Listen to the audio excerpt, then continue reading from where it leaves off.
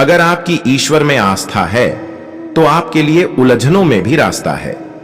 ईश्वर को पाने का केवल एक ही तरीका है और वो तरीका है ईश्वर की भक्ति करना। ईश्वर का नाम सभी लोग लेते हैं, लेकिन ईश्वर को केवल उनके नाम लेने से प्राप्त नहीं किया जा सकता है। आपको अपने गुरु पर पूरी तरह से यकीन करना चाहिए, क्योंकि यही सच्ची साधना है। ईश्वर की भक्ति करने में अमीर गरीब का कोई महत्व नहीं होता है। इस दुनिया में सभी धर्म समान है और किसी धर्म की कट्टरता इसको अलग नहीं कर सकती है। जो आग हमें गर्मी देती है वह हमें जला भी सकती है, लेकिन इसमें आग का कोई दोष नहीं है। ईश्वर के प्रति अपनी आस्था को कठिन समय में कम न होने दे, क्योंकि ईश्वर जिससे अधिक प्यार करते हैं उन्हें ईश्वर अग्नि परीक्षाओं से गुजारते हैं।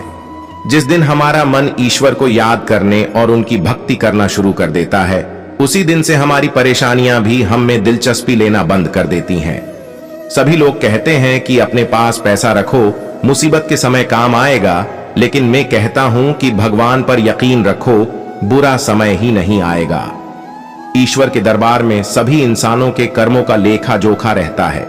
जिस तरह से एक मोमबत्ती बिना आग के जल नहीं सकती है, उसी तरह इंसान आध्यात्मिक जीवन के बिना अधूरा है। ईश्वर की भक्ति हमें धन तो नहीं देती है, लेकिन खुशी जरूर देती है। खुशी से बढ़कर कोई स्वर्ग नहीं है और निराशा से बढ़कर कोई दूसरा नरक नहीं है। मैं कुछ तो हूं, क्योंकि ईश्वर कोई फालतू चीज नहीं बनाता है। अगर आपके मन में कोई बैर है तो आपका मंदिर, मस्जिद और गुरुद्वारा जाना सिर्फ एक सैर है। ईश्वर से यह मत कहो कि समस्या विकट है, बल्कि समस्या से बोल दो कि ईश्वर मेरे निकट है।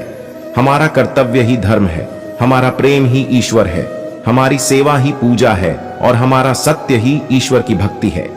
अगर उपवास रखने से ईश्वर खुश होते हैं तो सबसे खुशनसीब इंसान वो भूखा भिखारी होता जो कई दिनों तक भूखा रहता है। अगर आपको उपवास ही रखना है तो अन्न का नहीं, बुरे विचारों का रखें। अगर आप किसी भूखे इंसान को खाना खिलाओगे तो ईश्वर आपसे जरूर खुश होंगे, क्योंकि ईश्वर सिर्फ प्रेम के भूखे हैं। न किसी को नुकसान पहुंचाना ही पाप है, बल्कि किसी को कमजोर बनाना भी पाप की श्रेणी में आता है। ईश्वर को सिर्फ उनकी भक्ति से ही जाना जा सकता है, क्योंकि उन्हें जानने का कोई और तरीका नहीं है। इंसान का भाग्य उन्हीं कर्मों का फल होता है जो उन्होंने अतीत में किया है। इसी तरह वो लोग आज जो कर्म कर रहे हैं वो उनके आने वाले कल का निर्धारण करते हैं। इंसान को अपने हर कर्म का फल भुगतना ही पड़ता है, चाहे कर्म अच्छे हो या फिर बुरे।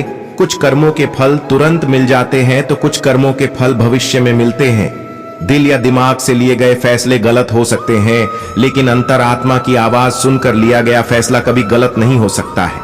जब कोई व्यक्ति समाज से जुड़ी वस्तु को पाने का लाभ छोड़कर समाज की भलाई के बारे में सोचना शुरू कर लेता है, तब वह आध्यात्म को प्राप्त कर लेता है। एक व्यक्ति अपनी राह भटक जाता है जब वह पूर्णतः लोभ में डूब जाता है। इंसान के नश्वर शरीर की कई इच्छाएं होती हैं, परंतु अमर आत्मा की केवल एक ही इच्छा होती है, और वह है शांति की प्राप्ति। इंसान को बेशक हर गुण त्याग देना पड़े, लेकिन मानवता का गुण नहीं त्यागना चाहिए। अगर आपके अंदर के विचार बहुत छोटे हैं तो आपकी शारीरिक वृद्धि का कोई लाभ नहीं है।